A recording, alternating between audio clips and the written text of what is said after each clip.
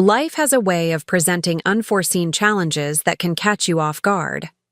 I possess a tale that I've held close, for it weaves a narrative of considerable complexity. Have you ever experienced the sensation of traversing a precarious tightrope? Balancing between right and wrong, not by choice, but as a result of life's unpredictable challenges. That was how I felt that day, as if the universe were orchestrating a cruel jest at my expense. It began on a dull Saturday afternoon. I spent the weekend in a leisurely manner, engaging in nothing particularly noteworthy, as I busied myself with household tasks. The gentle hum of the dryer filled the air. In the midst of sorting through my closet for items to donate, I unexpectedly uncovered an old miniskirt. Though I believed I had moved past that chapter and no longer donned such attire, a flood of memories surged forth. It served as a poignant reminder of my youth, an era when confidence flowed effortlessly and life was a tapestry woven with fun and freedom. In a moment of spontaneity, I chose to slip it on. To my surprise, I found myself chuckling as I caught a glimpse of my reflection in the mirror. The way the outfit clung to my form more snugly than I recalled revealed not only my imperfections, but perhaps a few redeeming qualities as well. As I slipped it on to gauge the fit, a sudden knock echoed through the air, drawing my attention to the door. Who might that be? I whispered to myself. My hair lay in disarray, and my attire was far from impressive, as I had no anticipation of visitors. As I swung the door open, there stood my nephew Noah. He had outgrown his childhood. At 22, he stood strong, his broad shoulders exuding a sense of confidence. He was precisely the sort of individual who captures your attention. He strolled into the room, effortlessly commanding the attention of all present, brandishing his toolbox and flashing that laid-back smile that was so characteristic of him. "Hello, Lydia. I received your call regarding the leaky faucet." A sudden realization washed over me. I completely forgot to ask him to repair the sink in the guest bathroom. A twinge of embarrassment washed over me regarding my attire, yet I chose to dismiss it with a light-hearted chuckle. "Of course, please step inside. The bathroom's down the hall." He strode past me, and I caught a glimpse of him hesitating for a moment, casting a fleeting glance in my direction. Before I averted my gaze, I pondered whether it was merely a figment of my imagination, yet an odd energy lingered in the atmosphere. Noah immersed himself in his project. I made my way to the closet, yet an unusual tension lingered in the air, neither unpleasant nor entirely welcome, just a curious surprise. Have you ever noticed someone pause mid-thought, as if caught off guard, despite their best efforts to seem at ease? Initially, I dismissed it as mere overthinking, considering he is my nephew. As I strolled past the bathroom on my way to the kitchen, Noah's voice rang out unexpectedly. "Hey, Lydia. Hey, could you come over for a moment? I could really use some assistance." I stepped into the cramped bathroom, where Noah crouched, his sleeves rolled up, revealing his strong, sun-kissed arms. A wrench rested in one hand as he pointed at the faucet with the other. "I think the pipe is stuck," he said, his voice low, his eyes flicking up to meet mine with an intensity one couldn't ignore. "Can you hold this while I loosen it?" I nodded and leaned in, but as I grasped the faucet, he stood abruptly, his body pressing against mine in the tight space. His hands slid to my waist, pulling me closer, his breath hot against my neck. "Noah, what?" I started, but his fingers dug into my hips, silencing me as he murmured, "Just stay still for a second." My heart pounded, torn between pushing him away and the shiver his touch sent through me. I attempted to dismiss the proximity between us, yet I couldn't help but sense his arm lightly grazing mine as he focused on his task. I cast a fleeting look in his direction and observed that Noah's attention wasn't solely on the pipe. He repeatedly turned his gaze toward me, as if he were attempting to unravel a mystery. It was a nuance, perhaps imperceptible to others, yet I sensed it keenly. With a sense of ease enveloping us, I decided to shatter the stillness and pose a question to him. He glanced my way, paused briefly, and then offered his familiar, easygoing smile. I chuckled awkwardly, attempting to diffuse the palpable tension in the air. "You're the expert, aren't you? No pressure at all." Yet, I couldn't shake off the feeling of his gaze lingering just a moment too long. After a brief interlude, he at last set the pipe aside and rose to his feet, dusting off his trousers. "All finished." "It should be as good as new," he remarked. "Thanks." I responded, making an effort to appear nonchalant. He reclined against the counter, his gaze fixed on me, shrouded in an enigmatic expression. "You have no idea how much this means to me," he exclaimed. "Wow, Lydia, I don't think I've ever seen you in an outfit like that." Noah's voice dropped, his eyes tracing the miniskirt as I froze, my cheeks burning. I laughed awkwardly, tugging at the hem, stammering, "Oh, it's just something I found in the back of my closet I was planning to donate." He didn't speak, just stepped forward, closing the gap between us. Before I could react, his arms wrapped around me, pulling me into a tight embrace, his chest pressing against mine. "It suits you," he whispered, his lips brushing my ear, then trailing down to my neck in a soft, forbidden kiss. I gasped, my hands pushing weakly at his shoulders, but he held me there, his grip firm, his breath ragged. Words escaped me, and I managed to stammer out a thank you. Feeling a wave of self-consciousness wash over me, I made my way to the bathroom, seeking a moment of solitude away from him. As I emerged from the bathroom, Noah was right there, his presence looming in the dim corridor. "Hey," he called, his voice rough, stopping me cold. I turned to face him, my heart slamming against my ribs. He stepped closer, his eyes dark and searching. "Do you ever get the sense that events unfold with purpose?" he asked, his hand reaching out to grip my arm. "What are you trying to say?" I managed, my voice trembling. Before I could pull away, he yanked me against him, his lips crashing onto mine in a fierce, hungry kiss. His hands roamed down my back, pressing me into the wall, his body pinning mine as I struggled to breathe, caught between shock and a rush I couldn't name. He pulled back just enough to whisper, "I can't stop this," before kissing me again, deeper. I laughed it off. Whatever, just forget I said anything, but I couldn't shake the way he looked at me. That tone of his lingered long after he left. Later that night, I found myself curled up on the couch, zoning out while flipping through channels, trying to shake off the strange vibe from earlier. I kept convincing myself it was nothing, that I was just overthinking it, after all. He was family. But just when I thought I was settling back into normalcy, my phone buzzed on the coffee table. I leaned over, picked it up, and there it was.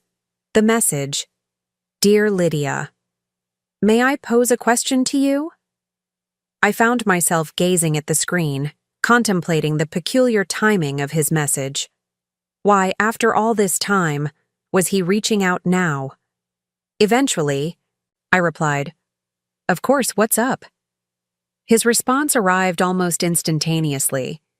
He mentioned that he had been reflecting on today and on me, and that it felt different, which truly took me by surprise. I felt a flutter in my stomach. What could he possibly mean? I took a moment to consider my reply, ultimately opting for something rather neutral. As I rummaged through a pile of old clothes, my phone buzzed with his message. The familiar typing indicator flickered to life, yet his reply took its sweet time. When it finally appeared, I was taken aback. He came across as genuinely kind, and I couldn't help but feel a flutter of excitement. I found myself staring at the screen, heart pounding, caught in a whirlwind of uncertainty. Was he merely being polite, or was there a deeper connection brewing? The confusion left me momentarily paralyzed. But after what felt like an eternity, I mustered the courage to respond. "Thanks, Noah. I really appreciate your compliment. I decided it was time to bring things to a close, despite the nagging sense that it would lead nowhere. He repeated his uncertainty about sharing his feelings, yet admitted he sensed something today. Did you feel it too? My throat tightened, a warning that I was venturing into treacherous waters, unsure of how to navigate them.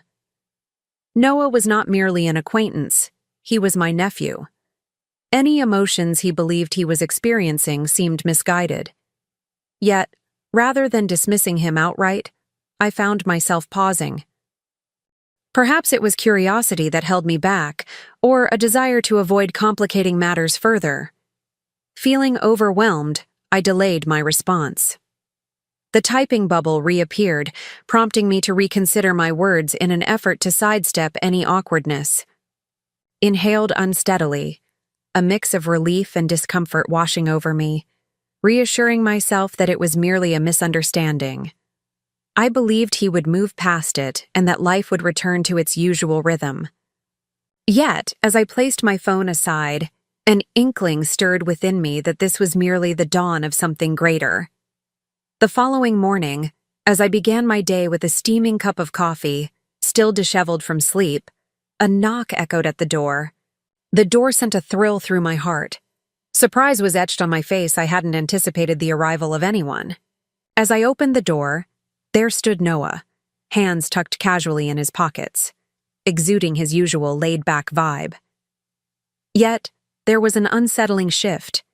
His familiar, carefree smile had vanished, supplanted by a grave expression I had never encountered before. I made an effort to conceal my astonishment. "What brings you here at such an early hour?" He entered uninvited, without a moment's hesitation. "I happened to be in the area and thought I'd stop by."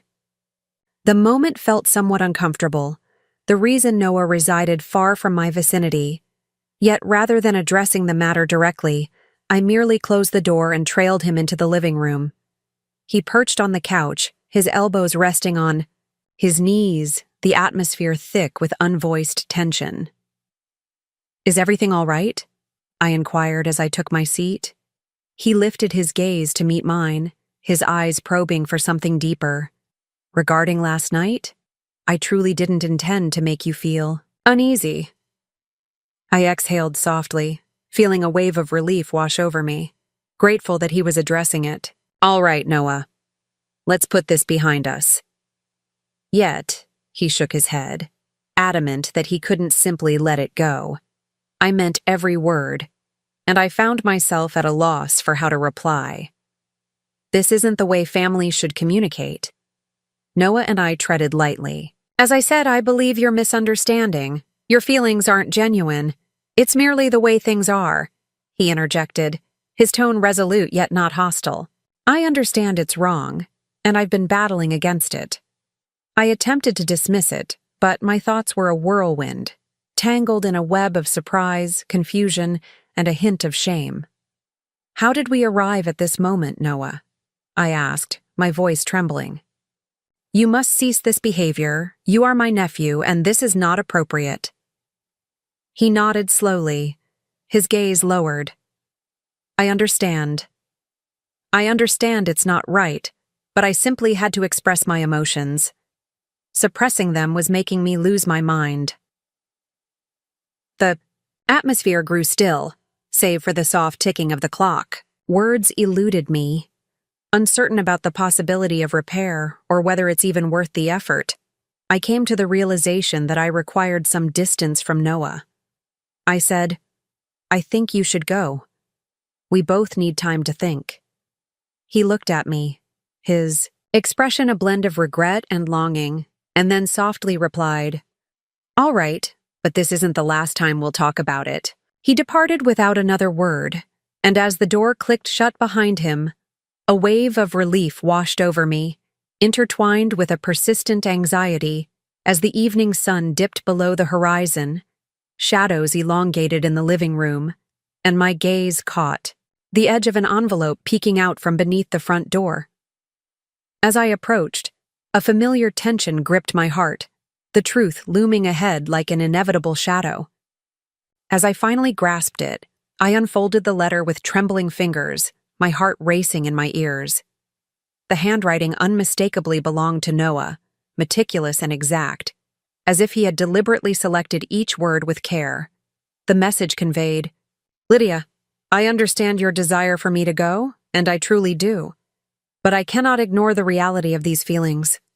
I'm not requesting anything. I simply need you to grasp that if you desire me to step back, I will do so immediately. However, should there be the slightest indication of shared sentiments, do inform me, for I shall be anticipating your reply." Gazed at the note, caught in a whirlwind of emotions, anger, flattery, and a hint of fear all battling within me. A flurry of thoughts surged through my mind. Could he truly mean it? Could it be that he experiences such emotions? Still, a part of me lingered in hesitation, reluctant to cast it aside entirely.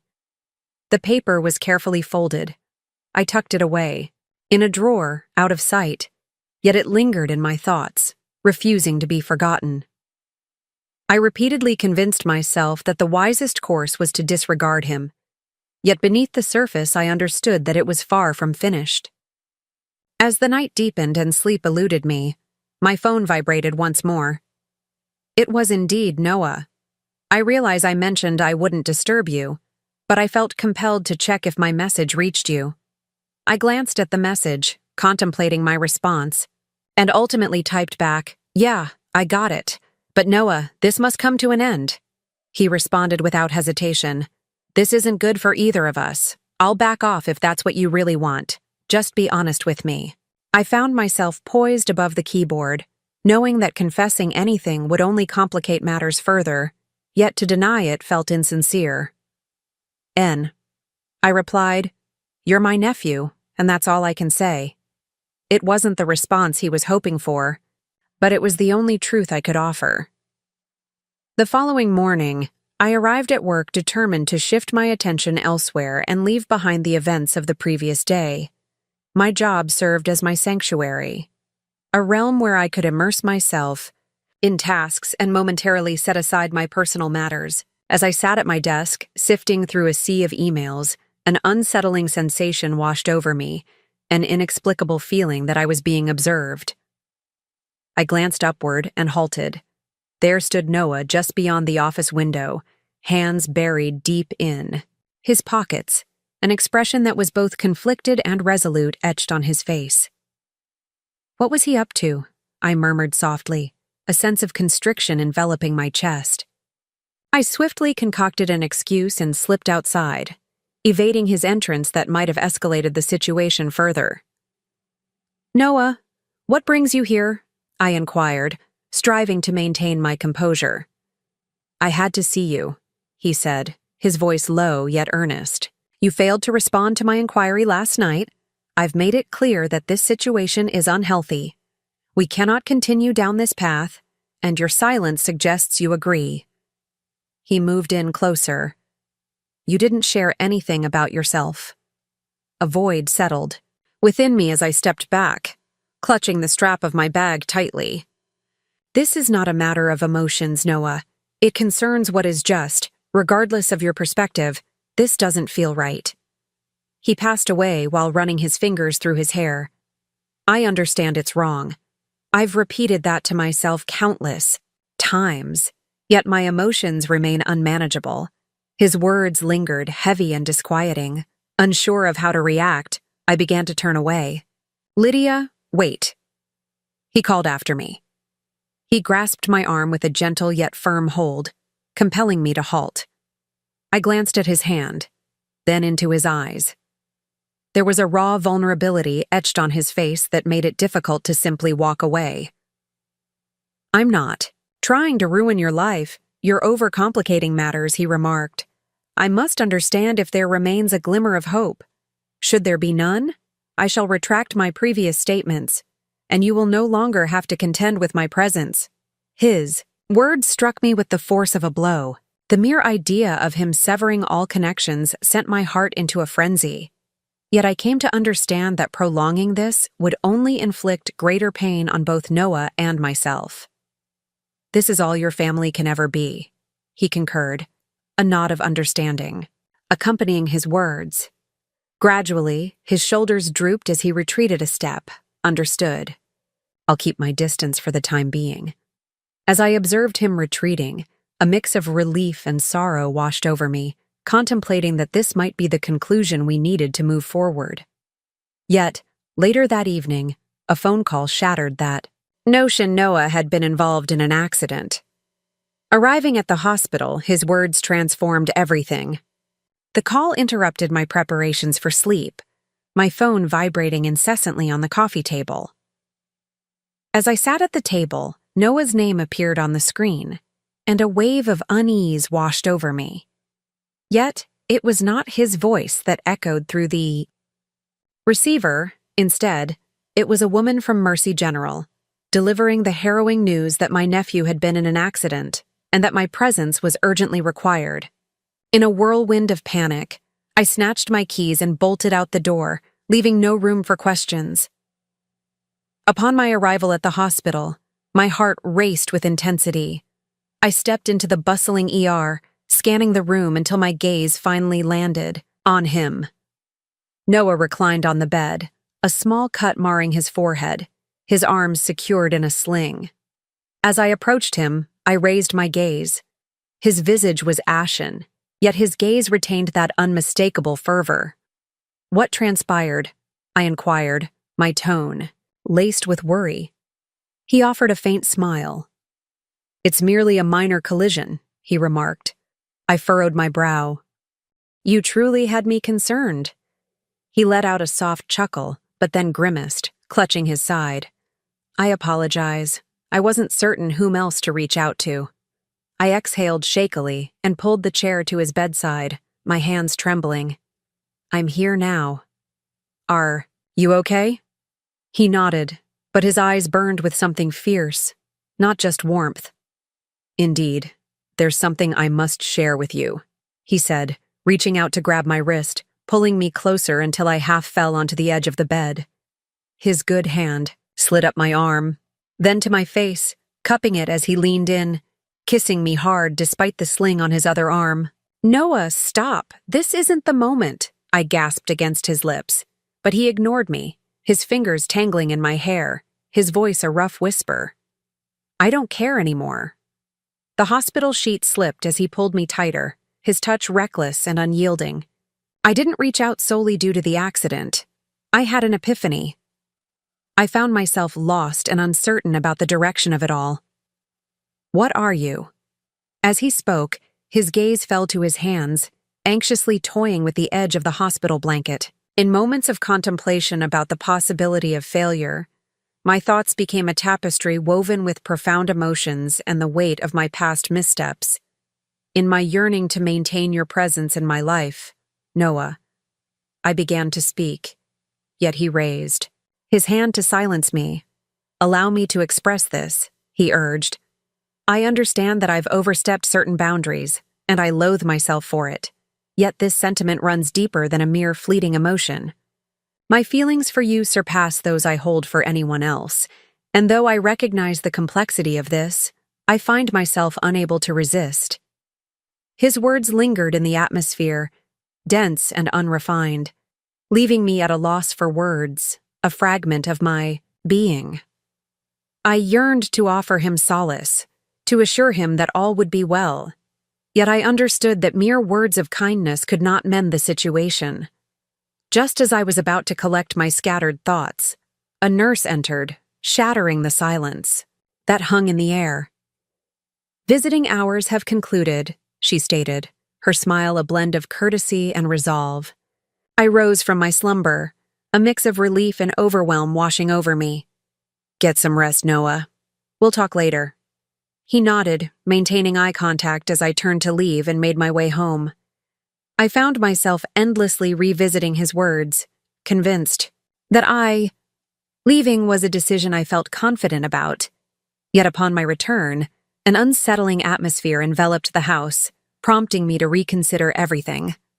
The atmosphere was serene as I made my way up the driveway. Upon entering, I slipped off my shoes and spotted a small package resting on the kitchen table, adorned with my name in Noah's distinctive handwriting. For a fleeting moment, I paused, my hands trembling slightly, before I finally pried it open.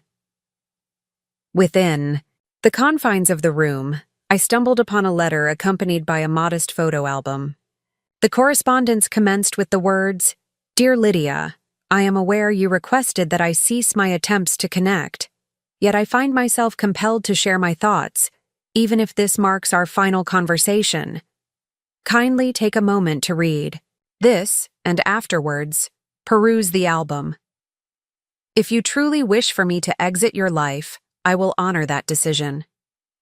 Upon my return, an undeniable change in our relationship became apparent. Initially, I struggled to identify the feeling. I merely assumed it was admiration or respect.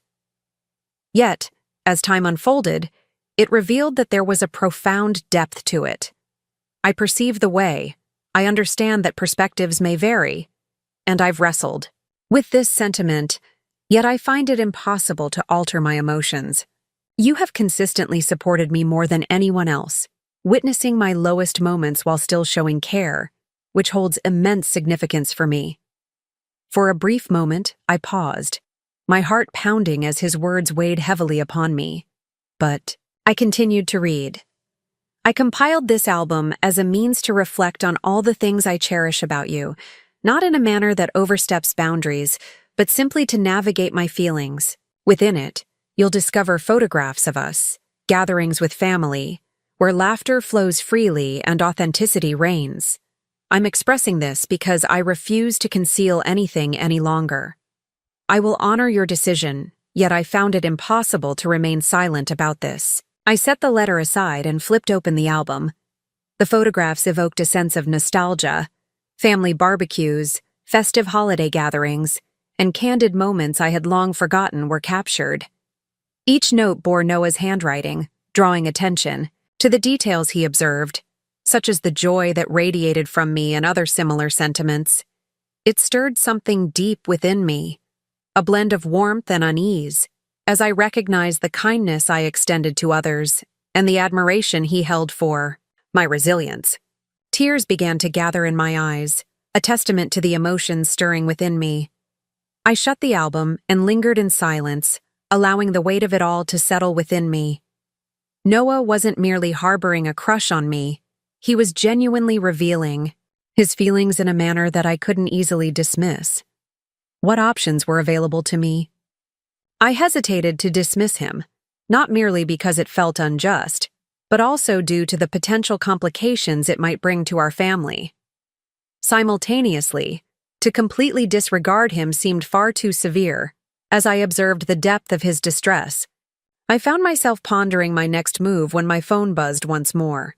Noah sent a text inquiring whether I had received the package he needed me to verify.